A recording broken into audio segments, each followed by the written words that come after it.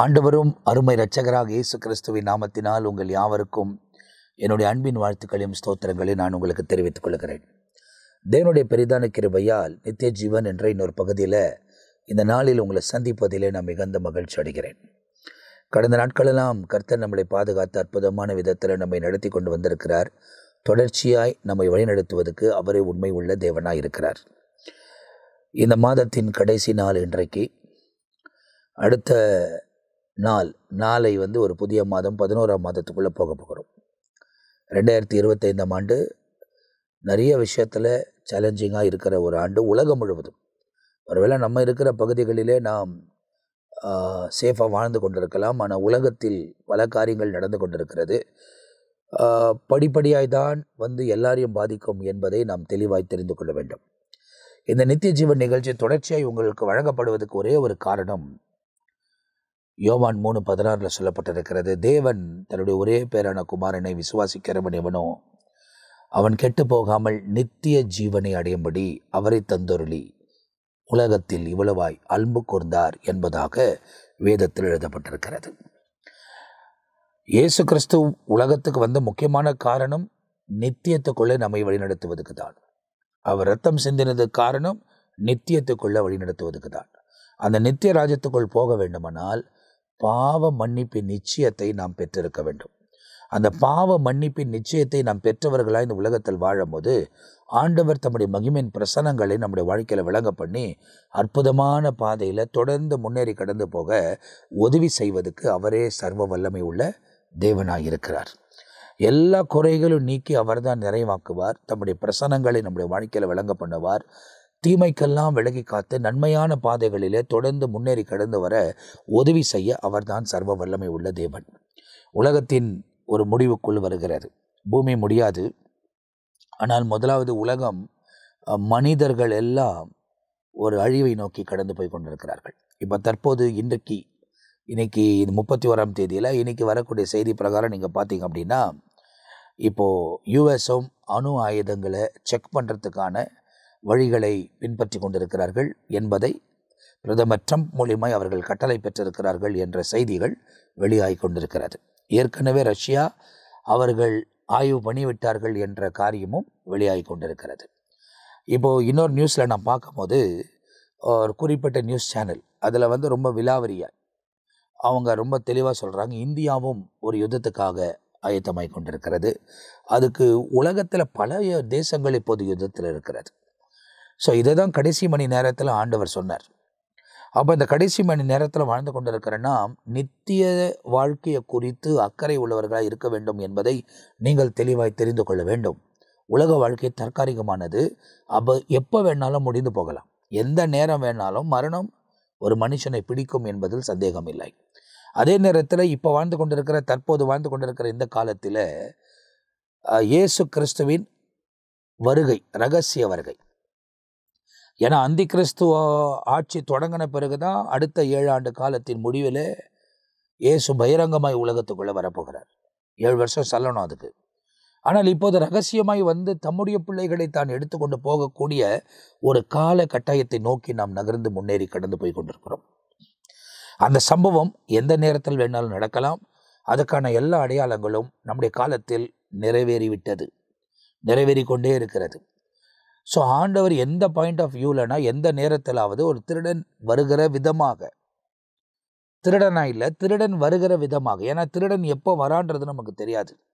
ஆனால் திருடன் வருகிற விதமாக வெளியேற பெற்ற ஆத்துமாக்களை, ஏன்னா திருடன் எதை திருடுவான் என்றால் வெளியேற பெற்ற பொருட்களை. அதே போல் அவர் திருடன் வருகிற விதமாய் உள்ள வெளியேற பெற்ற ஆத்துமாக்களை, தனக்காய் வாழ்ந்தவர்களை, வசனத்தை கை கொண்டு நடந்தவர்களை, வசனத்தின்படி தன் வாழ்க்கையை காத்து கொண்டவர்களை, வார்த்தையின்படி நடந்தவர்களை தன்னோடு கூட இணைத்துக் கொள்ள போகிறார். இவர்கள் தான் முதலாவது மறுரூபமாக்கப்பட போகிறவர்கள். ஒருவேளை அதுக்கு முன்ன மரித்திருந்தால், கிறிஸ்துவுக்குள் மரித்திருப்பார்களானால் அவர்கள் முதலாவது எழுந்திருப்பார்கள். பின்பு உயிரோடு கூட இருக்கிற நாம் சேர்க்கப்படுவோம் என்பதாக வேதத்தில் எழுதப்பட்டிருக்கிறது. அது அப்போஸ்தலனாகிய பவுல் தெசலோனிக்கர்களுக்கு எழுதின நிருபத்தில் அவர் எழுதுகிறது வேதாகமத்தில் நமக்கு சொல்லப்பட்டிருக்கிறது. அப்போ நீங்கள் கொஞ்சம் கொஞ்சமாக பைபிளை நீங்கள் ஆராய்ந்து பார்ப்பீர்களானால், வேதத்தின் படி, தீர்க்க தரிசனங்களின் படி 2500 வருஷத்துக்கு முன்னே உரைக்கப்பட்ட தீர்க்க தரிசனங்கள், இல்லை இயேசு கிறிஸ்து யோவானுக்கு வெளிப்படுத்தப்பட்ட அந்த விசேஷம், அது 1வது நூற்றாண்டில் அவருக்கு வெளிப்படுத்தப்படுகிறது. ஏறக்குறைய 2000 வருஷம் அது நெருங்குகிறது. 2000 வருஷம் தாண்டி இருக்காது. ஆனால் இயேசு கிறிஸ்து மரித்து அடக்கம் பண்ணப்பட்டு உயிரோடு கூட எழும்பி பிதாவினிடத்தில் போய் சீஷர்கள் எல்லாம் உலகம் முழுவதும் பரவி அவருடைய சித்தத்தை நிறைவேற்றி கொண்டிருக்கிற காலகட்டாயத்தில் தான் இந்த யோவான் எண்ணக்கூடியவரை டொமினியன் என்ற ஒரு அரசு, ஒரு ராஜா அவரை கொண்டு போய் பத்மோ என்ற தீவில் விட்டு விடுகிறார். அவரை அந்த இடத்துல விட்டு விடுவதற்கு காரணம் என்ன? அந்த பத்மோ என்ற தீவுக்கு போகக்கூடியவர்கள் மரித்து போவார்கள். காரணம், அந்த இடத்தில் வாழ்வாதாரத்துக்கு தேவையான எந்த காரியமும் கிடையாது. ஆனால் அப்படிப்பட்ட இடத்துல ஆண்டவர் யோவானை வாழ வைத்து இந்த டொமினியன் என்ற ராஜா மரித்த பிறகு தீவில் விடப்பட்டவர்கள் எல்லாம் மீண்டுமாய் பட்டணங்களுக்குள் கொண்டு வருவதற்கு அடுத்து வந்த ராஜா அனுப்புகிறார். அப்போ அவர் அனுப்பும் போது இவரும் அந்த இடத்துலேருந்து கொண்டு வரப்பட்டு எபேசியர் அந்த பட்டணத்தில் விடப்பட்டார். அங்கே தான் உட்கார்ந்து வெளிப்படுத்தின விசேஷத்தை அவர் எழுதி தூதுகளாய் 7 சபைகளுக்கும் அனுப்புகிற விஷயம்தான் வெளிப்படுத்தின விசேஷமாய் நமக்கு எழுதப்பட்டிருக்கிறது. அப்போ ரொம்ப தெளிவாய் நீங்கள் தெரிந்து கொள்ள வேண்டும், இவைகளெல்லாம் ஆண்டவர் நமக்கு முன்கூட்டியே அறிவித்திருப்பதற்கு காரணம். முன்கூட்டி என்பது 2000 வருஷம் கிட்டேயே ஆண்டவர் எல்லாவற்றையும் அறிவித்துட்டார். அவைகளெல்லாம் நம்முடைய கரங்களில் கொடுத்துட்டார். 1வது நூற்றாண்டிலே இயேசு கிறிஸ்து வந்துடுவார்னு தான் எதிர்பார்த்தாங்க, நித்தியத்துக்குள் பிரவேசிக்க வர்றதுக்கு தான் எதிர்பார்த்தாங்க. ஆனால் இந்த 20 ஆண்டு காலமாக இதை நடக்கலை. இது 21ஆம் நூற்றாண்டிலே இப்போது அவைகள் எல்லாம் நிறைவேறக்கூடிய காலத்தில் நிற்கிறோம். எல்லாமே நெருங்கி நிற்கிறது. எந்த நேரமும் நாம் நித்திய வாழ்க்கையை சுதந்திரிக்க கூடியவர்களாக இருக்க வேண்டும் என்பது நோக்கத்தோடு தான் இந்த நிகழ்ச்சி உங்களுக்காக வழங்கப்பட்டு வருகிறது. உலகத்தின் சூழ்நிலைகள் எல்லாம் நீங்கள் பார்ப்பீங்க அப்படின்னா வெகு சீக்கிரத்தில் எல்லாமே மாறப்போகிறது. டிஜிட்டல் ஐடிக்கு நேராக நகர்ந்து கொண்டிருக்கிறாங்க. இப்போ பல தேசங்களெல்லாம் ஆல்ரெடி போட ஆரம்பிச்சிட்டாங்க, பல கம்பெனிகளெல்லாம் போட ஆரம்பிச்சிட்டாங்க. இது பரவலாக கொஞ்சம் கொஞ்சமாக அப்படியே பரவி உலகம் முழுவதும் பரவி வந்து அந்தி கிறிஸ்து உள்ள வருவதற்கும் இந்த காரியங்களெல்லாம் அவர்கள் அமலுக்கு கொண்டு வருவதற்கு முன்னே நாம் எடுத்துக்கொள்ளப்படுவோம் என்பதை தெளிவாய் தெரிந்து கொள்ளுங்கள். நாம் என்பது கிறிஸ்தவர்கள் மாத்திரமல்ல, கிறிஸ்தவர்கள் அல்ல, கிறிஸ்துவுக்குள் வாழ்ந்தவர்கள். இன்னைக்கு கிறிஸ்தவர்கள் என்ற பெயரில் வாழ்ந்து கொண்டிருக்கிற ஏராளமான ஜனங்கள் இருக்கிறாங்க. ஆனால் உலக அளவில் மைனாரிட்டி, அதாவது இந்தியா அளவில் மைனாரிட்டின்னு தான் சொல்லப்படுகிறது. ஆனால் உலக அளவில் மெஜாரிட்டியாக தான் நம்ம இருக்கிறோம். அப்போ நீங்கள் பார்த்தீங்கன்னா இந்திய அளவில் மைனாரிட்டியாக இருந்தாலும் ஒருவேளை அவர்கள் தேவனுக்காக ரகசியமாய் வாழ்ந்து கொண்டிருக்கிற ஏராளமான ஜனங்களை நம்ம தேசத்தில் கர்த்தர் வைத்திருக்கிறார். யாரெல்லாம் கண்ணிமைக்க நேரத்தில் மறுரூபமாக்கப்படுவாங்கன்றது அந்த நாட்களில் தான் நாம் பார்க்க போகிறோம் என்பதை நீங்களும் நானும் தெளிவாய் அறிந்து கொள்ள வேண்டும். இப்போ நீங்கள் பார்த்தீங்க அப்படின்னா ஒருவருக்கு ஒருவர் ரெக்கக்னைசேஷன் இருக்குமா அதெல்லாம் கேட்பாங்க. ரெக்கக்னைசேஷன் இருப்பதுக்கு சில வசன ஆதாரங்கள் இருக்குது. ஆனால் எப்படி அதை புரிந்து கொள்வது என்பது என்னுடைய அறிவிக்கு பெற்ற நான் ஆவியானவர்கிட்ட ஜெபம் பண்ணி கொண்டு இருக்கிறேன். அந்த அவைகளெல்லாம் கர்த்தர் வெளிப்படுத்துவானாரா அவைகளெல்லாம் உங்களோடு கூட நான் பகிர்ந்து கொள்வேன். ஒரு கணிப்பு என்ன, ஒருவேளை இந்த நித்தியராஜ்யத்துக்குள் பிரவேசிக்கும் போது கிறிஸ்துவுக்குள் வாழக்கூடியவர்கள் மரித்தாலும் அவர்கள் முதலாவது எழுந்திருப்பார்கள். உயிரோடு கூட இருக்கிற நாம் அந்த இடத்துல சேர்க்கப்பட போகிறோம். அப்படி போயிட்ட பிறகு நம்ம ஒருவர் பார்த்து கொள்ள முடியுமா, இவங்க தான் அவங்க தான் தெரியுமா அப்படின்னா, அதில் ஒரு ஊழியக்காரர் என்ன சொல்லுகிறார் அப்படின்னு சொன்னாக்கா, இப்போ இயேசு கிறிஸ்து மறுரூபமாக்கப்படுகிற அந்த மறுரூப மலை, அந்த மலையின் மேலே ஏறி மறுரூபமாக்கப்பட்டபடியால் அது மறுரூப மலை அப்படின்றத நம்ம கூப்பிடுறோம். அந்த மலையில் அவர் மறுரூபமாக்கப்படும் போது முந்தியே எடுத்துக்கொள்ளப்பட்டு எலியா வந்து நிற்கிறாரு. அவர் மரணம் சந்திக்காத மேலே போனார். மரித்த மோசே வந்து அந்த இடத்துல நிற்கிறார். அப்போ மரித்தவர் மோசே, இன்னொரு பக்கம் மரிக்காதவர் எலியா, இவங்க 2 பேரும் ஒரே பிளாட்ஃபார்மில் வந்து நிற்கிறாங்க இயேசுவோடு கூட. அதுக்கு தான் பேதுரு சொல்கிறாரு 3 பேருக்கும் ஒரு கூடாரத்தை அமைச்சிருவோம் அப்படின்னு சொல்லி. ஆனால் உடனே பரலோகத்திலிருந்து சத்தம் வருகிறது, இவர் என் நேசகுமாரன், இவருக்கு செவி கொடுங்கள் என்ற ஒரு சத்தம் வருகிறது. அப்படின்னா என்ன அர்த்தம் அப்படின்னா, மோசையின் காலங்கள் முடிந்து போனது, எலியாவின் காலங்கள் முடிந்து போனது. அவர் கடைசியாக நிறைவேற்ற வேண்டிய சில காரியங்கள் இருக்குது. அந்த 2 சாட்சிகளிலே எலியா ஒரு சாட்சியாக இறங்கி வருகிறார். மோசை அல்ல, ஏன்னா ஏனோக்கு வரணும். ஏன்னா அவர் தான் காணாமல் போயிருக்கிறவர், ஏனோக்கு வரணும். அதே போல் மில்கி சேதக் என்ன ஆனார்ன்றதும் நமக்கு பைபிளில் தெரில. ஆனால் அவருடைய வாழ்க்கையும் மறைக்கப்பட்டிருக்கிறது. அப்போது இந்த 2 சாட்சிகள் அந்த மகா உபத்திரவ காலத்தில் அவர்கள் உலகத்தில் ஊழியம் செய்ய போகிறார்கள். ஆனால் அதுக்கு முன்னே நம்ம எடுத்துக்கொள்ள போகிறோம். அதில் என்ன அவர் சொல்கிறார் அப்படின்னா, இயேசு கிறிஸ்து நின்ன உடனே எலியாவும் மோசே நிற்கும் போது பேதுரு யாக்கோபியாவும் இவங்க 3 பேரை தெரிந்து கொண்டாங்க. அது மோசே அதாவது இது எலியா என்பதை தானே அவர்கிட்ட பேசினாங்க. அப்போ அந்த ரெக்கக்னைசேஷன் கிடைக்கதில்ல அப்படின்னு சொல்கிறாங்க. அடுத்தது இயேசு கிறிஸ்து பரமேறி போய் திரும்பவும் அவர் இறங்கி சீஷர்களோடு கூட பேசும்போது மரித்தோரிலிருந்து அவர் முதலாவது கனியாய் உயிர்த்தெழுந்த பிறகும் அவரை ஃப்ளெஷ்ஷில் அவங்க பார்க்குறாங்க, அவரை ரெக்கக்னைஸ் பண்ணுறாங்கல்ல. ஆரம்பத்தில் அவர் ரெக்கக்னைசேஷன் அந்த ஒரு சீஷர்களுக்கு கிடைக்கவில்லை. ஆனாலும் அவர் எடுத்துக்கொண்டு போய் அப்பத்தை பிட்டதுனால அவர்களுக்குள்ளே அவர் பேசும்போது கொழுந்து விட்டு எரிந்தது என்பதை அவர் மறிந்த பிறகுதான் அவர்கள் ரெக்கக்னைஸ் பண்ணாங்க, தவிர அவர் இருக்கும் போது ரெக்கக்னைஸ் பண்ணலை. அப்போது பல காரியங்கள் வேதத்தில் நமக்கு இவைகளை குறித்து சொல்லப்பட்டிருக்கிறது. ஆனால் அந்த இடத்துக்கு போகும்போது தான் அந்த இடத்தின் மேன்மையை நாம் பார்க்க போகிறோம். உலகத்தில் உட்கார்ந்து வேதத்தில் சில காரியங்களை ஆராய்ந்து நாம் பேசி கொண்டிருக்கலாம். ஆனால் அந்த இடத்துக்கு போனால்தான் அந்த இடத்தினுடைய காரியத்தை நாம் தெளிவாய் அறிந்து கொள்ள முடியும் என்பதை நாம் தெளிவாய் அறிந்து கொள்ள வேண்டும். அப்போ நல்லா வாசித்து புரிந்து கொள்ளுங்க. ஏன்னா பைபிள் சொல்வது கண்கள் காணவில்லை, செவிகள் கேட்கவில்லை, மனசில் இதுவரை தோன்றவில்லை. அப்படிப்பட்ட காரியத்தை நமக்காக அவர் ஆயத்தம் பண்ணி வைத்திருக்கிறார். அது அந்த வசனம் இந்த உலகத்தை குறித்தே ஆண்டவர் நமக்கு பேசவில்லை. அது நமக்காக ஆயத்தம் பண்ணப்பட்டிருக்கிற பரலோகத்தின் காரியங்களை குறித்து வெளிப்படுத்துகிறது என்பதை நாம் தெளிவாய் தெரிந்து கொள்ள வேண்டும். அப்போ அந்த இடத்துக்கு போனால் தான் அதனுடைய மேன்மையை நம்மால் பார்க்க முடியும் என்பதை நாம் அறிந்து கொள்ள வேண்டும். ஆனால் இந்த உலகத்தில் தேவனோடு நடக்க நாம் அர்ப்பணிக்கும் போது சாத்தான் பலவிதமான தந்திரமான காரியங்களை கொண்டு எப்படி ஆகிலும் நாம் நித்தியம் தேவனோடு கூட போகக்கூடாது, அந்த நித்தியம் அவனோடு கூட ஆக்கணி தீர்ப்புக்குள்ள போக வேண்டும் என்று அவன் பல முயற்சிகள் எடுத்துக்கொண்டிருக்கிறான். அந்த முயற்சிகளை தாண்டி நம் தேவனுக்காய் வாழ்வதற்கு நல்ல போராட்டத்தை போராடணும். விசுவாச வாழ்க்கையில் போராடணும், உங்கள் ஜெப வாழ்க்கையில் போராடணும். அதாவது நிறைய அந்த பரிசுத்தமாய் வாழ்வதற்கு நிறைய போராட்டங்கள் இருக்குது, கண்டிப்பாக இருக்குது, அதில் சந்தேகமே இல்லை. இன்றைக்கி நிறைய பேர் மாட்டிக்கிட்டு சிக்கிக்கிட்டு தவிக்கிறாங்க, என்ன செய்வதுன்னு தெரியல.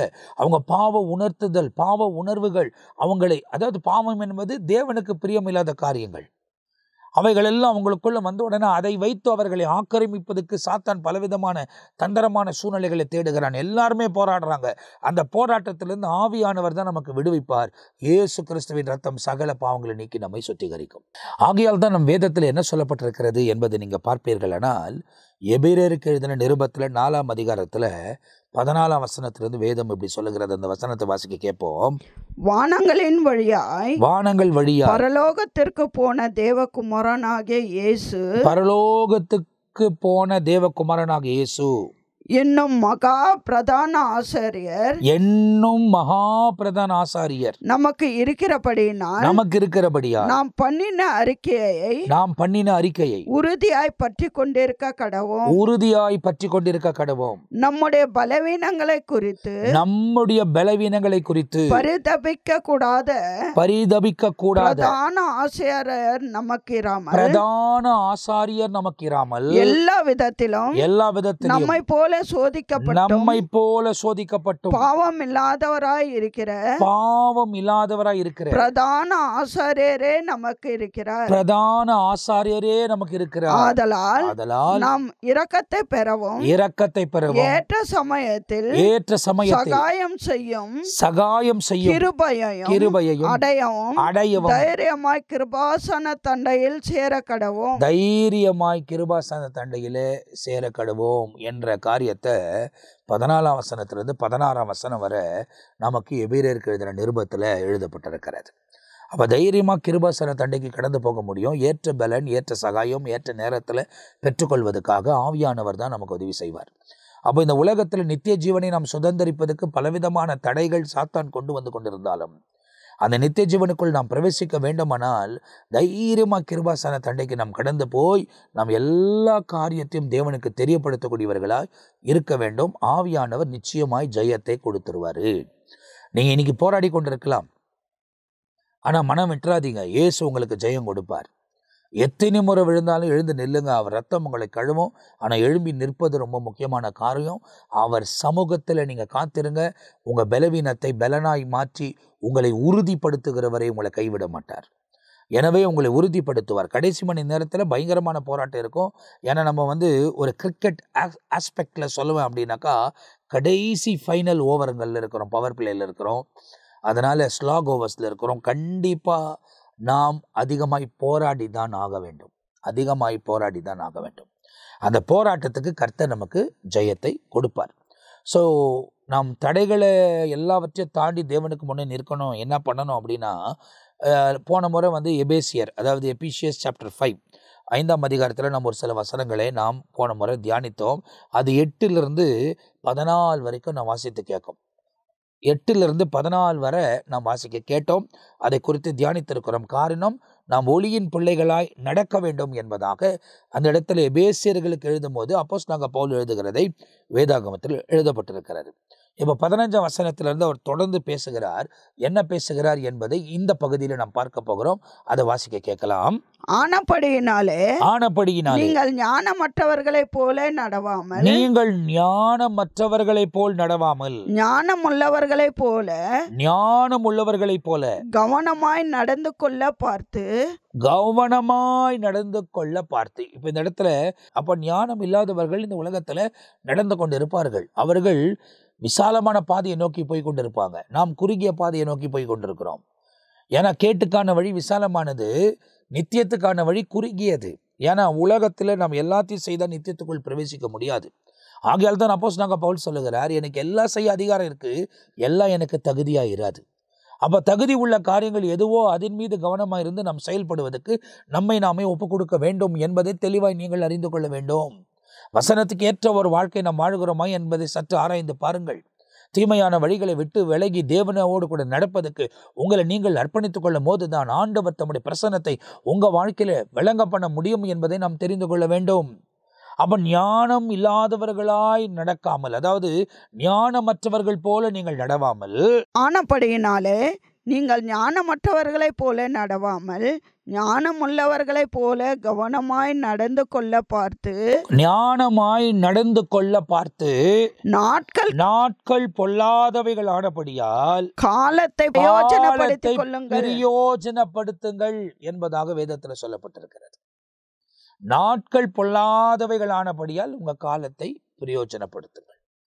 அப்ப இது 1வது நூற்றாண்டில் அப்போஸ்தலனாகிய பவுல் எழுதுகிறார் எபேசியருக்கு. இப்ப பாருங்க, இது கடைசி மணி நேரத்துக்கு நமக்கு பிரயோஜனப்படுகிறது. இந்த நாட்கள் பொல்லாத நாட்கள், இருள் சூழ்ந்திருக்கிற நாட்கள். ஏஐ வந்துருச்சு. ஏஐயோட அட்வான்ஸான டெக்னாலஜி எல்லாம் வெகு சீக்கிரத்தில் வந்துடும். அப்ப இன்னும் பயங்கரமான சூழ்நிலைகளுக்குள்ள நாம் கடந்து போக வேண்டிய நிலைமைகள் நமக்கு ஏற்படும். இப்போவுமே நாம் எல்லாவற்றிலும் எல்லா சர்வேலன்ஸ்களையும் நாம் கண்காணிக்கப்பட்டு கொண்டு தான் இருக்கிறோம்.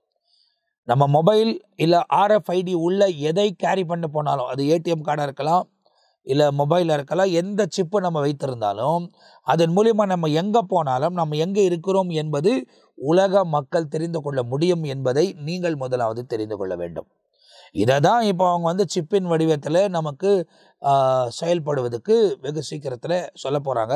ஆனால் அந்த நாட்களில் நம்ம இருக்க மாட்டோம் என்பதை நீங்கள் மனசில் வைத்துக்கொள்ளணும். அப்போ இந்த இடத்துல பைபிள் சொல்லுகிறது, நாட்கள் பொல்லாதவைகளானபடியால் காலத்தை நீங்கள் பிரயோஜனப்படுத்துகிறோம். ஞானம் இல்லாதவர்கள் நடக்கிறது போல் நடக்காமல் ஞானம் உள்ளவர்கள் நடக்கிறது போல் நடந்து காலத்தை பிரயோஜனப்படுத்த வேண்டும். காரணம், இந்த நாட்கள் பொல்லாத நாட்கள் என்பது எழுதப்பட்டிருக்கு. அடுத்த வசனத்தை வாசிக்க கேட்போம். ஆகையால் நீங்கள் மதியற்றவர்களாயிராமல், அடுத்துதான் சொல்றார், நீங்க மதியற்றவர்களாயிராமல் கர்த்தருடைய சித்தம் என்னதென்று உணர்ந்து கொள்ளுங்கள். பாருங்க, கர்த்தருடைய சித்தம் என்னது என்பது உணர்ந்து கொள்ள வேண்டும். இதுதான் நம்முடைய வாழ்க்கையில் ரொம்ப முக்கியமான காரியம். இதுதான் நிறைய கிறிஸ்தவர்கள் தவறி போகிற விஷயம். சொந்த விருப்பங்களை செய்துவிட்டு அதுக்கப்புறமா ஜெபம் பண்ணுங்க அப்படின்னு சொல்லுவாங்க. ஏன்னா இவங்க விருப்பத்தையும் எல்லாத்தையும் நிறைவேற்றிட்டு ஆண்டவர் ஜெபம் பண்ண ஆண்டவர் ஆசீர்வதித்தரணும். எல்லாவற்றிலும் தேவ சித்தத்தை நாம் நிறைவேற்ற வேண்டும். அப்படி ஹேண்டில் பண்ணப்படுகிற ஒவ்வொரு மனுஷனும் நிச்சயமாய் தேவனுடைய எக்கால சத்தம் கேட்டு கண்ணிமைக்க நேரத்தில் மறுரூபமாக்கப்பட்டு 1வது பகுதியில் மத்திய ஆகாயத்தில் சேர்க்கப்படுவான். ஏன்னா முதல் பகுதி மத்திய ஆகாயம், அடுத்தது வந்து 1000 வருஷ சாட்சி, 2வது பகுதி, அது 3வது பகுதி தான் நித்திய வாழ்க்கை பிதாவின் வீட்டில். அப்போது இதுக்குள்ளே நாம் பிரவேசிக்க வேண்டுமானால் இந்த உபதேசங்களை கை கொண்டிருக்க வேண்டும். இந்த வசனம் என்ன சொல்றது? திரும்ப வாசிக்கலாம். 17ஆம் வசனத்தை வாசிங்க. ஆகையால் நீங்கள் மதியற்றவர்கள் போல இராமல் கர்த்தருடைய சித்தம் என்னதென்று உணர்ந்து கர்த்தருடைய சித்தம் என்னது என்பது உணர்ந்து உணர்ந்து கொள்ளுங்கள். உணர்ந்து கொள்ளுங்கள். அடுத்த வசனம் என்ன சொல்லுது? துன்மார்க்கத்திற்கு ஏதுவான மதுபான வெறி கொள்ளாமல், துன்மார்க்கத்துக்கு ஏதுவான மதுபானம் வெறி கொள்ளாமல், ஆவியினால் நிறைந்து, ஆவியினால் நிறைந்து, சங்கீதத்தினாலும் சங்கீதத்தினாலும் கீர்த்தனைகளாலும் ஞான பாட்டுகளினாலும் ஒருவருக்கொருவர் புத்தி சொல்லிக் பாருங்க, கொண்டு ஒருவருக்கு ஒருவர் புத்தி சொல்லிக் கொண்டு உங்கள் இருதயத்தில் கர்த்தரை பாடி கீர்த்தனம் பண்ணி நம்முடைய கர்த்தராகிய இயேசு கிறிஸ்துவின் நாமத்தினாலே எப்பொழுதும் எல்லாவற்றிற்காகவும் பிதாவாகிய தேவனை ஸ்தோத்தரித்து தெய்வ பயத்தோடு, பாருங்க, தேவ பயத்தோடு ஒருவருக்கொருவர் கீழ்ப்படிந்திருங்கள். அதுதான் இந்த பகுதி 15 21 வரைக்கும் நம்ம வாசிக்க கேட்டிருக்கிறோம். அப்போ பைபிள் சொல்லுகிறது, ரொம்ப தெளிவாக சொல்லப்படுகிறது, எப்படி நடக்க வேண்டும், எப்படி நடக்கக்கூடாது, எப்படி புத்தி உள்ளவர்களாக இருக்க வேண்டும், எப்படி புத்தி இல்லாதவர்களாக இருக்கக்கூடாது, அதே நேரத்தில் நாம் என்ன செய்ய வேண்டும், என்ன செய்யக்கூடாது என்பதை பைபிளில் நமக்கு சொல்லப்பட்டிருக்கிறது. தேவ பயம் நமக்குள் இருக்கிறதா? சற்று யோசித்து பாருங்கள். தேவ பயம் யோசேப்புக்குள்ளே இருந்ததுனால தான் அவர் 30 வருஷத்துல ராஜரிகத்துக்கு வந்தவர் 110 வருஷம் வரைக்கும் அதே அதிகாரத்தில் இருந்துதான் அவர் இந்த உலக வாழ்க்கையை முடித்திருக்கிறார் என்பதை வேத புத்தகத்தை வாசிக்கும் போது நம்மால் தெளிவாய் தெரிந்து கொள்ள முடிகிறது. அப்படியானால் நீங்கள் வேதத்தை தொடர்ந்து தேவனை ஆராய்ந்து, வசனங்களை ஆராய்ந்து, தேவன் சொல்லுகிறதுக்கு கீழ்ப்படிந்து அப்படியே நாம் நடக்கும் போது கர்த்தர் தம்முடைய பிரசன்னத்தின் மகிமையை நம்முடைய வாழ்க்கையில் தொடர்ந்து வழங்க பண்ணி வழிநடத்துவதற்கு அவரே உண்மை உள்ள தேவனாய் இருக்கிறார். குறைகளெல்லாம் நீக்கி நிறைவை தந்து பரிசுத்த ஆவியானவர் நம்மளோடு இருந்து அற்புதமான பாதையில் தொடர்ந்து முன்னேறி கடந்து போவதற்கு அவர் உதவி செய்வதற்கு அவரே உண்மை உள்ள தேவனாய் இருக்கிறார். அவரை நீங்கள் உறுதியாய் பற்றி கொள்ள வேண்டும். அவரோடு நடப்பதுக்கு உங்களை அர்ப்பணித்துக் கொள்ள வேண்டும். கடைசி மணி நேரத்தில் வாழ்ந்து கொண்டிருக்கிறோம். நித்திய வாழ்க்கை எந்த நேரமும் நேரிடும் என்பதை நீங்கள் தெளிவாய் தெரிந்து கொள்ள வேண்டும். அப்படிப்பட்ட ஒரு வாழ்க்கை உணர்வோடு கூட இந்த உலகத்தில் வாழும் போதுதான் ஆண்டவர் தம்முடைய மகிமையும் பிரசன்னத்தையும் தயவும் நம்முடைய வாழ்க்கையில் விளங்க பண்ணி அற்புதமான பாதையில் தொடர்ந்து முன்னேறி கடந்து போவதற்கு உதவி செய்வதற்கு அவரே உண்மை உள்ள தேவனாய் இருக்கிறார். உலகத்தில் நடக்கக்கூடிய காரியங்கள் எல்லாம் பாருங்க, உலகத்தில் இருக்கிற மனிதர்கள் எல்லாம் பாருங்க, ஞானமற்றவர்கள் போல் நடக்காமல் ஞானம் உள்ளவர்களாய் நடப்பதுக்கு நீங்க உங்களை ஒப்பு கொடுத்தே ஆகணும், போராடி ஆகணும், ஜெயம் பெற்று ஆகணும். ஏன்னா ஜெயம் கொள்கிறவனோ அவன்தான் சுதந்தரிப்பான் என்பதை 7 சபைகளில் கொடுக்கப்பட்டிருக்கிற தூதுகளுக்கு சொல்லப்பட்டிருக்கிறது. ஆகியால் தான் ஒவ்வொரு சபைக்கு தூது சொல்லும் போதும் ஆவியானவர் சபைகளுக்கு சொல்லுகிறதை காது உள்ளவன் கேட்க கடவன் என்பதாக வேதத்தில் எழுதப்பட்டிருக்கிறது. அதை நாம் தெளிவாய் தெரிந்து கொள்ள வேண்டும். பரிசுத்த ஆவிக்கு ஏற்ற ஒரு வாழ்க்கை வாழ்வதற்கு நம்மை நாமே அர்ப்பணிக்க வேண்டும். தேவனுக்கு ஏற்ற சிந்தையோடு உள்ளவர்களாய் தேவனுடைய சித்தத்தை நிறைவேற்றக்கூடியவர்களாய் இருக்க வேண்டும். அதுதான் ரொம்ப முக்கியமான விஷயம். யாரோ சொல்லுகிறாங்க, இவங்க சொல்றாங்க, அவங்க சொல்றாங்கன்னு கேட்டுன்னு அந்த காரியங்களுக்குள்ள செல்லாமல் எல்லாவற்றிலும் தேவ சித்தம், நம்முடைய வாழ்க்கையில் ஒவ்வொரு காரியத்திலும் எந்த காரியத்தில் தேவ சித்தம் இருக்கிறதோ அந்த காரியத்தில் நாம் செயல்படும் போதுதான் அவர் வரும்போது அவரோடு கூட சேர்க்கப்பட முடியும் என்பதை நாம் தெளிவாய் அறிந்து கொள்ள வேண்டும். காரணம், நாட்கள் பொல்லாதவைகளாய் இருக்கிறது. இந்த காலத்தை நீங்கள் பிரயோஜனப்படுத்த நீங்கள் உங்களை அர்ப்பணிக்க வேண்டுமானால் கர்த்தர் தம்முடைய மகிமையின் பிரசன்னங்களை உங்கள் வாழ்க்கையில் விளங்க பண்ணி தொடர்ச்சியாய் முன்னேறி கடந்து போவதற்கு அவரே உதவி செய்ய சர்வ வல்லமை உள்ளவர். உங்கள் போராட்டங்களில் கர்த்தர் உங்களுக்கு ஜெயத்தை கொடுப்பார். நல்ல போராட்டத்தை போராடு.